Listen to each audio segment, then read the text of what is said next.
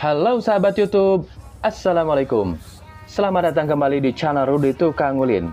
Terima kasih bagi kalian yang setia di channel Rudy. Dan bagi kalian yang belum subscribe, boleh dong subscribe channel ini. Rudy akan ajak kalian jalan-jalan. So, mau kemana kita kali ini? Mari kita let's go!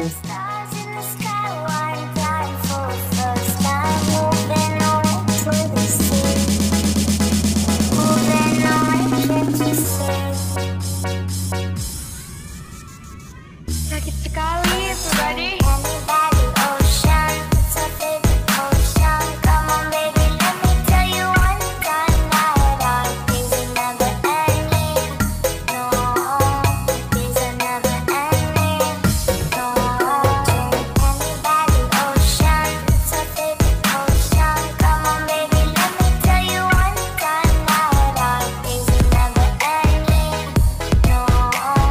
Sahabat, kita berangkat dari stasiun kereta Kiara Condong, Bandung, tepat pukul 23.00, menggunakan kereta Kahuripan.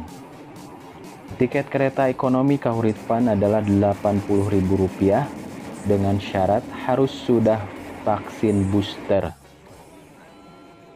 Fasilitas yang ada cukup lumayan nyaman. Ruangan ber-AC, tempat duduk dan gerbong bersih, disediakan tempat charger, plastik sampah, dan toilet yang bersih dan nyaman. Selama perjalanan, penumpang wajib menggunakan pakaian lengan panjang dan masker. Dan selama perjalanan kita akan diingatkan oleh kondektur melalui pengeras suara secara berkala. Di gerbong juga PT KAI menyediakan makanan dan minuman yang bisa kita order, baik langsung ke gerbong makan maupun makan di tempat. Selama perjalanan malam, kebanyakan penumpang memilih untuk istirahat. Kereta diselingi beberapa kali berhenti, baik menurunkan penumpang maupun menaikkan penumpang. Menjelang matahari terbit seperti ini, penumpang yang akan turun di Lempuyangan, Yogyakarta sudah harus bersiap-siap. Karena kereta masih akan melanjutkan perjalanan kembali hingga Blitar, Jawa Timur.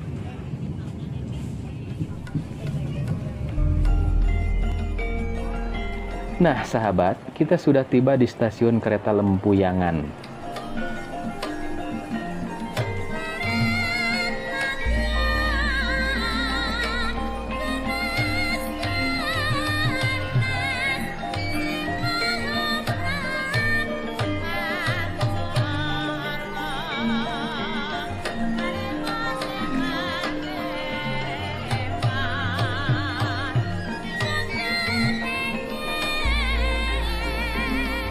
Sesampainya di Lempuyangan, kita langsung registrasi ulang, sewa kendaraan bermotor.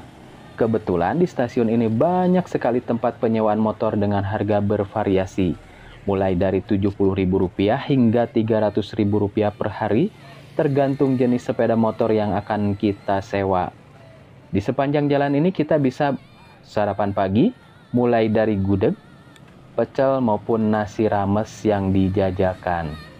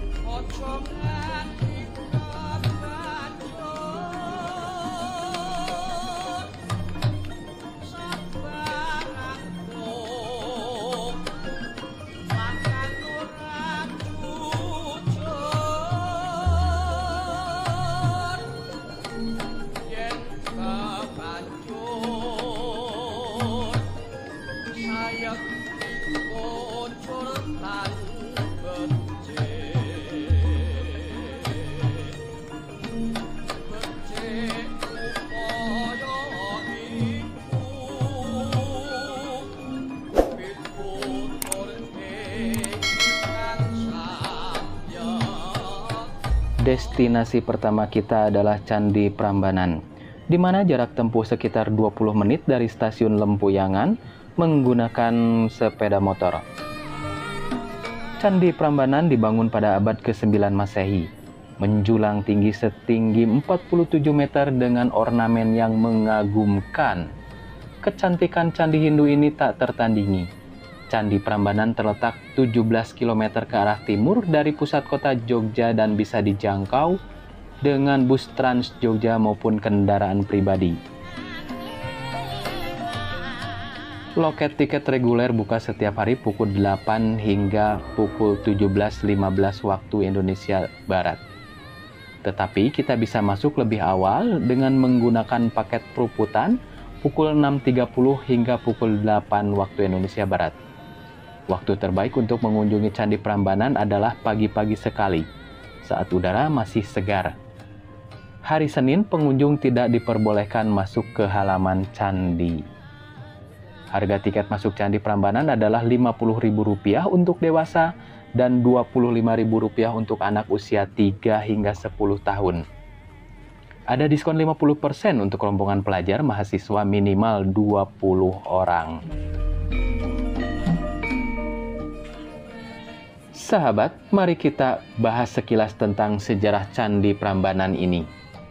Candi Prambanan adalah candi Hindu terbesar di Indonesia, sekaligus salah satu candi yang terindah di Asia Tenggara.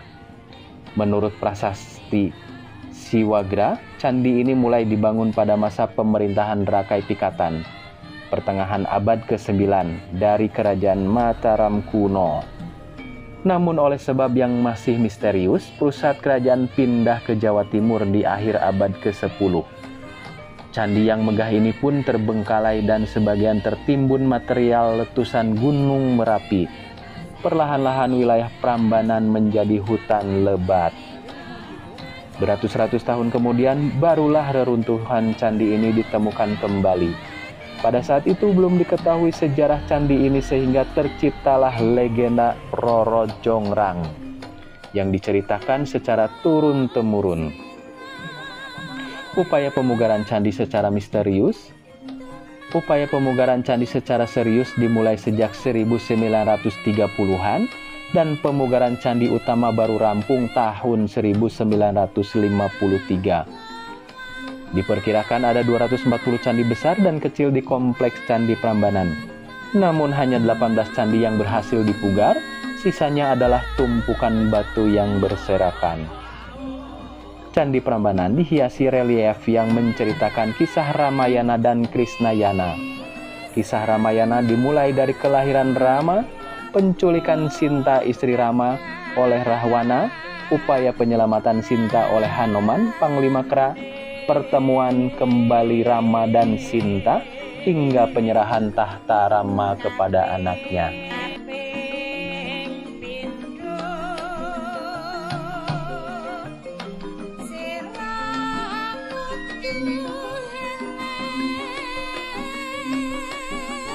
Relief cerita Ramayana ini dipahat pada dinding sebelah dalam pagar sepanjang lorong galeri yang mengelilingi candi utama. Relief ini dibaca dengan cara mengitari candi searah jarum jam, dimulai dari sisi timur Candi Siwa 42 adegan dan dilanjutkan ke Candi Brahma 30 adegan. Tak jauh dari Candi Prambanan, kisah cinta Rama dan Sinta yang terpahat abadi ini juga dipentaskan dalam bentuk sendra tari setiap Selasa malam, Kamis malam, dan Sabtu malam. Sendra tari Ramayana Prambanan memegang rekor dunia Guinness World Record sebagai pentas tari Ramayana yang paling banyak melibatkan penari, sekaligus sebagai sendra tari yang paling lama dan rutin mementaskan tari Ramayana sejak 1961 hingga 2012. London dan New York memiliki The Phantom of the Opera. Jogja punya sendra tari Ramayana. Pada musim kemarau, pementasan dilakukan di luar ruangan dengan Candi Prambanan yang disorot lampu sebagai latar belakangnya.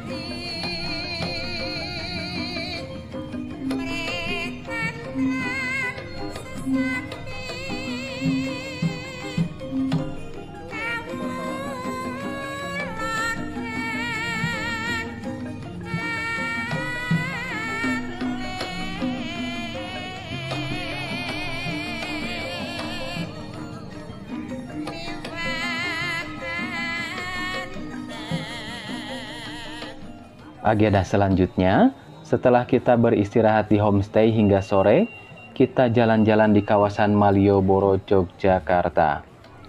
Wisata malam di sini gak ada matinya, mulai dari wisata kuliner, wisata hiburan hingga wisata belanja. Semua ada di sini. Sekarang Malioboro memiliki area khusus untuk berbelanja dan kulineran. Salah satunya Teras Malioboro. Di sini, pengunjung dimanjakan dengan keperluan oleh-oleh maupun hanya sekedar mengisi perut. Soal harga, relatif ya.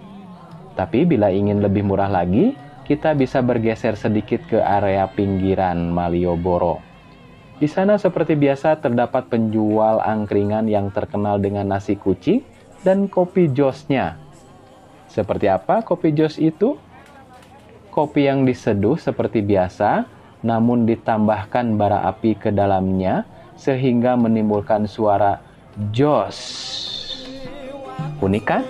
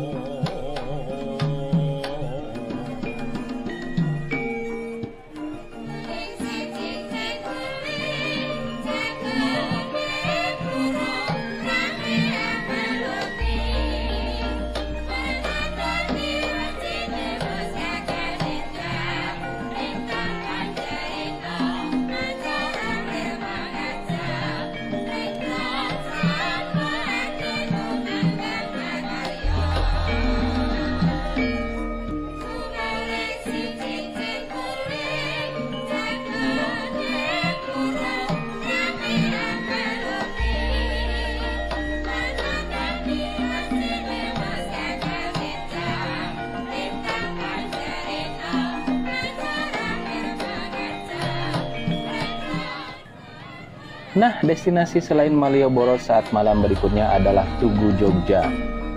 Tugu Jogja ini merupakan ikon kota pelajar terkenal dan ada istilah belum ke Jogja bila belum ke Tugu Jogja. Di sini kita hanya bisa berfoto-foto di pinggir jalan karena dianjurkan untuk tidak berfoto di tengah tugu yang posisinya di pusat jalan raya. Namun tak perlu khawatir, di pinggir jalan pun hasil foto tetap eksotis dengan latar tugu yang menjulang.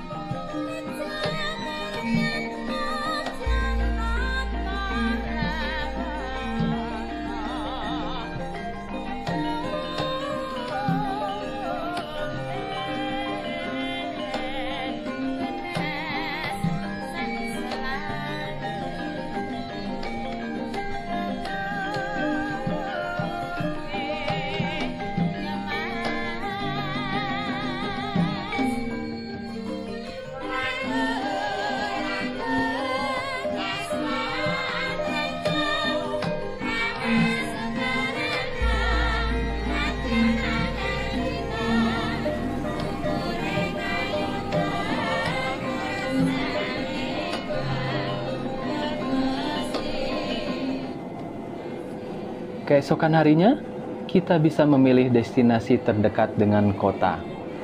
Dan rencananya kita akan mengunjungi Taman Sari yang terletak di dalam kompleks keraton.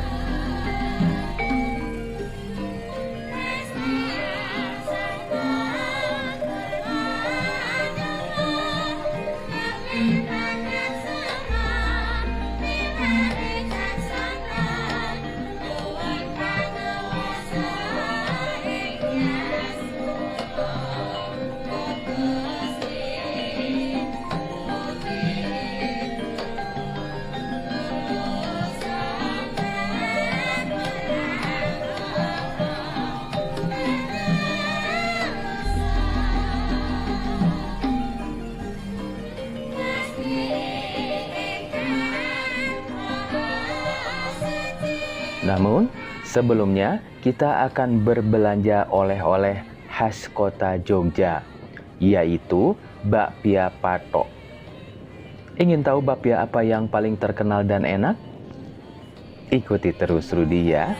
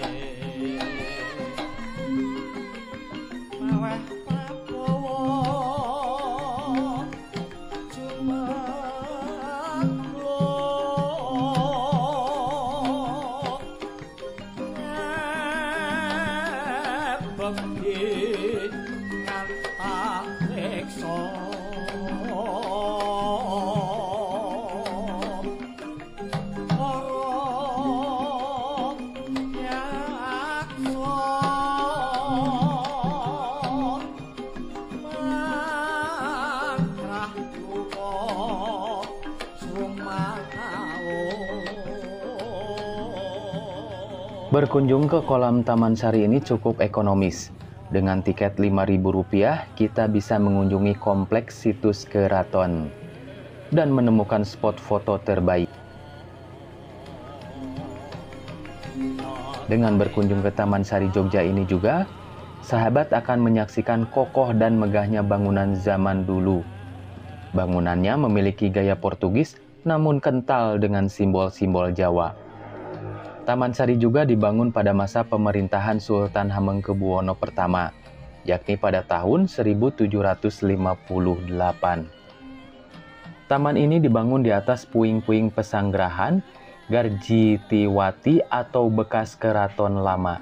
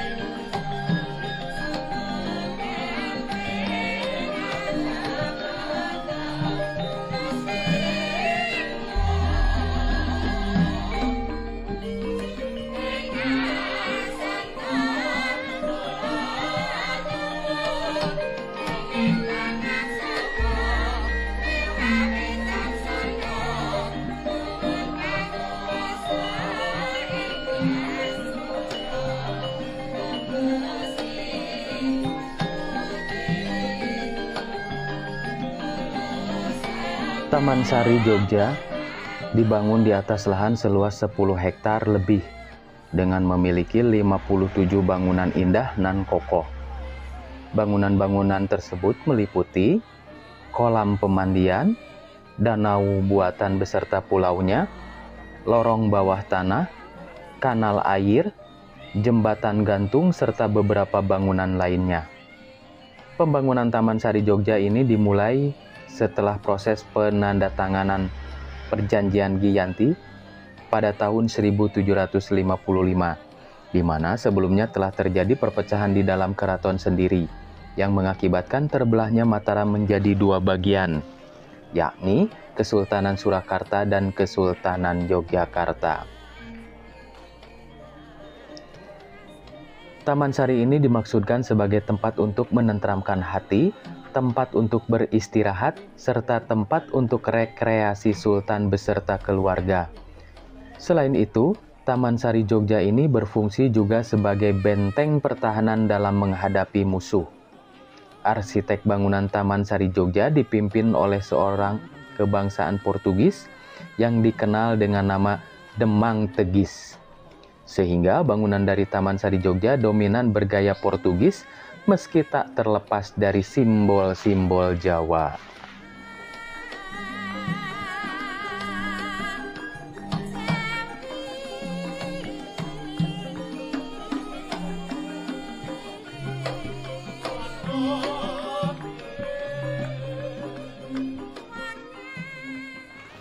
Pembangunan Taman Sari Jogja pada awalnya dipimpin oleh Tumenggung Mangundipuro. Namun di tengah proses pembangunan, beliau mengundurkan diri dan kemudian diganti oleh Pangeran Notokusumo. Konon biaya pembangunan Taman Sari Jogja seluruhnya ditanggung oleh Tumenggung Prawirosentiko yang pada saat itu menjabat sebagai Bupati Madiun. Sebagai imbalan atas apa yang dilakukan oleh Tumenggung, penduduk Madiun dibebaskan dari kewajiban membayar pajak. Alamat dari Taman Sari Jogja terletak di Jalan Tamanan, Patehan, Keraton Yogyakarta, Daerah Istimewa Yogyakarta. Lokasinya berada di sekitar 300 meter sebelah barat Keraton Yogyakarta. Jam operasional Taman Sari Jogja dibuka setiap hari pukul 8 hingga pukul 2 siang waktu setempat. Daya tarik yang pertama kita bahas ialah mengenai kolam pemandian yang ada di Taman Sari Jogja, di mana terdapat 3 buah kolam dengan nama dan fungsi yang berbeda-beda.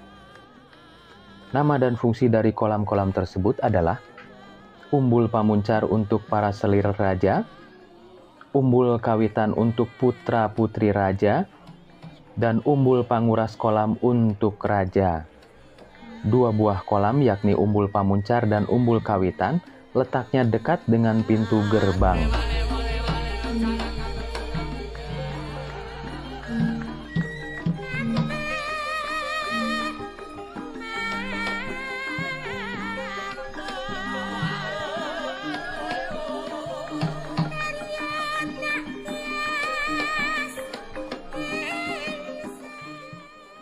Menurut cerita yang disampaikan oleh guide, selir-selir raja yang sedang berada di kolam akan diamati oleh raja dari sebuah menara yang letaknya berada dekat dengan Umbul Pamuncar.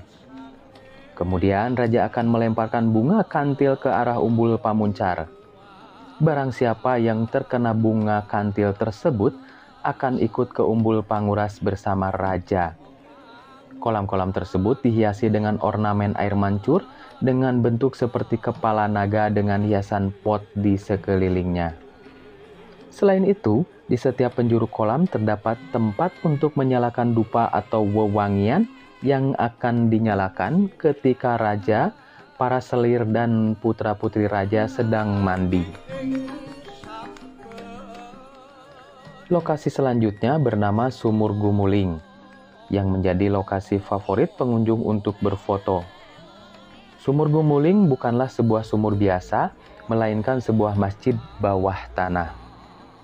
Selain berfungsi sebagai masjid, Sumur Gumuling juga berfungsi sebagai bunker perlindungan bagi sultan dan keluarga jika mengalami serangan yang membahayakan. Masjid bawah tanah ini berbentuk 2 tingkat melingkar hingga 360 derajat, dengan bagian tengahnya berlubang. Selain itu, di masjid ini terdapat sumur yang dikelilingi oleh 5 buah tangga yang melambangkan jumlah rukun Islam. Sumur Gumuling ini merupakan spot favorit pengunjung untuk berfoto. Bahkan pernah digunakan untuk spot foto pre-wedding. Hanya sayangnya, saat pandemi, Sumur Gumuling ditutup untuk pengunjung.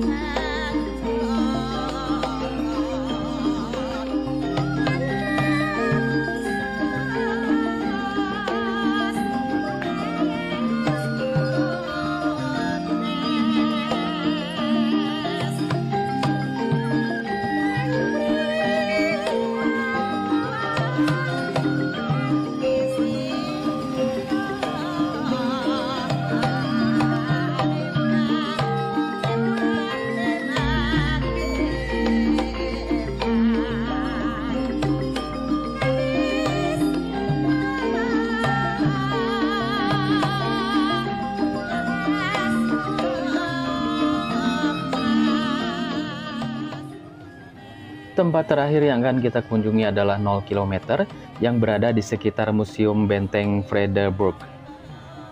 Titik 0 km jadi salah satu spot yang selalu ramai dengan wisatawan yang datang ke Jogja. Ada papan peringatan resmi di depan bekas bangunan Seni Sono. Papan ini merupakan petunjuk tepat lokasi titik 0 km Jogja tersebut. Pada akhir tahun 70-an hingga awal tahun 80-an, di tengah perempatan jalan tersebut masih ada air mancur kota. Diperkirakan letak titik 0 km berada di lokasi air mancur tersebut.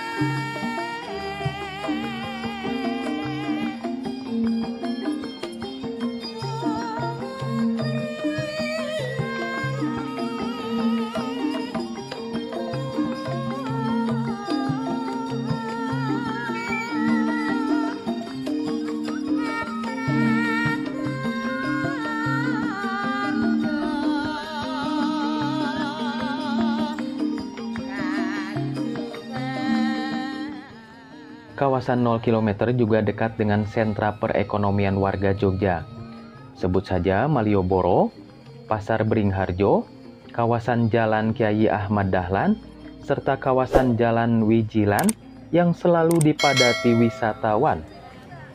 Pada malam hari, sepanjang trotoar sekitar perempatan Jalan Jenderal Ahmad Yani dan Jalan Kiai Haji Ahmad Dahlan menjadi tempat nongkrong baik warga sekitar, wisatawan maupun komunitas. Titik 0 km diyakini berada di sumbu imajiner antara Gunung Merapi, Keraton Ngayogyakarta, dan Laut Selatan. Di sekitar tempat ini juga terletak di pusat pemerintahan, perdagangan, dan pariwisata.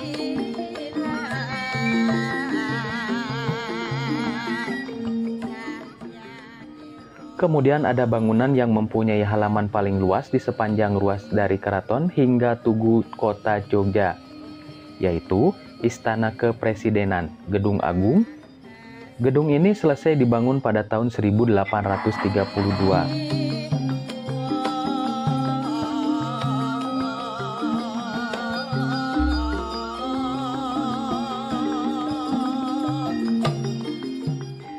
Gedung tersebut dipakai sebagai tempat tinggal para residen dan gubernur Belanda di Yogyakarta. Bangunan ini sempat rusak berat pada saat terjadi gempa bumi besar pada tahun 1867.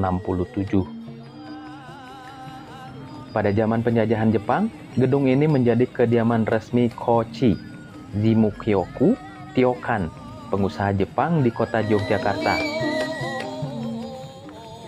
Dari tahun 1946 hingga 1949. Gedung ini menjadi tempat kediaman resmi Insinyur Soekarno, Presiden Republik Indonesia pertama. Saat itu, kota Yogyakarta menjadi ibu kota Republik Indonesia.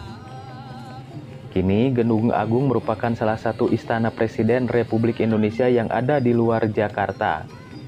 Gedung Agung merupakan salah satu bangunan bersejarah yang menjadi saksi berbagai peristiwa penting di Yogyakarta. Berikutnya ada Benteng Frederberg yang berada tepat di seberang Gedung Agung. Bangunan ini menjadi markas tentara pada zaman kolonial Belanda. Sekarang difungsikan sebagai museum dengan nama Museum Benteng Frederberg. Benteng Frederberg ini dibangun pada masa Sultan Hamengkubuwono ke-1 pada tahun 1760 atas permintaan orang-orang Belanda.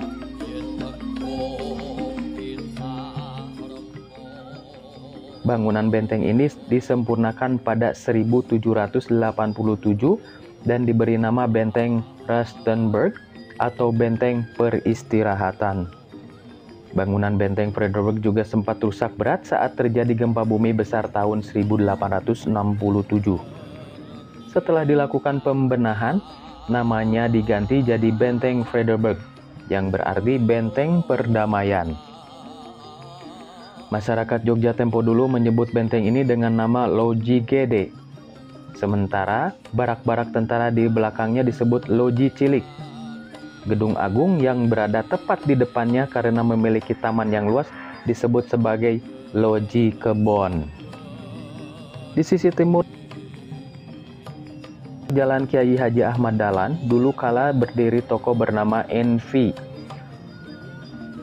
Tepatnya Envy Toko Europe yang menyediakan barang-barang impor untuk keperluan orang-orang Belanda.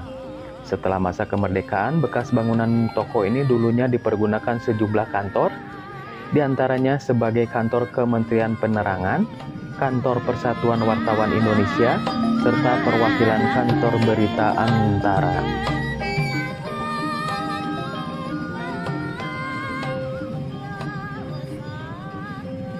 Di sebelah timur berdiri gedung Société de Vereniging atau Balai Pertemuan yang dikenal masyarakat Yogyakarta dengan nama Balai Mataram. Tempat ini merupakan tempat rekreasi orang-orang Belanda. Biliar merupakan salah satu permainannya, sehingga gedung ini juga disebut kamar bola. Tahun 50-an, gedung ini digunakan sebagai bioskop rakyat dengan nama Seni Sono. Bioskop ini pindah ke salah satu sudut alun-alun utara dan berganti nama menjadi Soboharsono yang saat ini sudah berubah fungsi menjadi galeri seni. Hingga akhir tahun 80-an, Seni Sono menjadi pusat kegiatan seni budaya di kota Jogja. Bekas Envy Toko Europe dan Gedung Senisono telah diputar dan menjadi bagian Istana Kepresidenan Gedung Agung. Di sudut barat daya Benteng Frederberg berdiri monumen yang didirikan untuk mengenang peristiwa serangan umum yang dilancarkan pejuang Republik Indonesia terhadap pendudukan Belanda pada 1 Maret 1949. Di dekat perempatan titik 0 km terdapat kantor Bank BNI. Gedung ini ternyata dulunya kantor asuransi NIL. Tepatnya kantor asuransi NIL Maatschappiij dan kantor De Javasche Bank pada era kolonial. Lantai bawah gedung ini pada zaman Jepang dipergunakan sebagai kantor radio Hosokyoku. Di awal kemerdekaan, studio tersebut digunakan sebagai studio siaran radio Mataram yang dikenal dengan nama Mafro. Kantor Pos Besar Jogja di sebelah timur gedung Bank BNI berdiri kantor Pos Besar. Di sebelah timur gedung Bank BNI berdiri kantor Pos Besar Yogyakarta. Pada zaman kolonial Belanda, bangunan ini difungsikan sebagai kantor pos, telegraf, dan telepon. Di sebelah timur gedung Bank BNI berdiri kantor perwakilan Bank Indonesia yang dulunya dipergunakan sebagai kantor De Indische Bank. Di depan gedung Senisono ada monumen yang mengabadikan telapak tangan sejumlah tokoh kota Yogyakarta. Monumen yang diresmikan pada tahun 2003 ini dinamakan Monumen Tapak Prestasi Kota Yogyakarta. Jika memilih berjalan ke arah barat dari titik 0 km, akan sampai di bagian utara dari Kampung Kauman. Kauman merupakan kawasan perkampungan yang memiliki peran besar dalam sejarah lahirnya Muhammadiyah.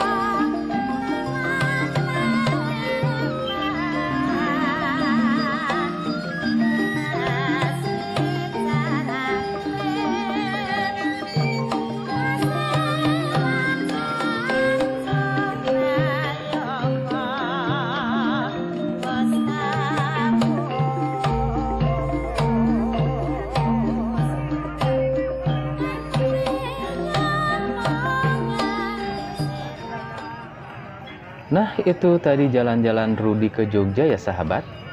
Bagaimana? Berminat berkunjung ke Jogja akhir pekan ini? Hayu ulin, tong riweuh. Semoga informasi yang disampaikan Rudi bermanfaat. Mohon maaf bila ada kesalahan informasi yang disampaikan. Hatur nuhun. Wassalamualaikum warahmatullahi wabarakatuh.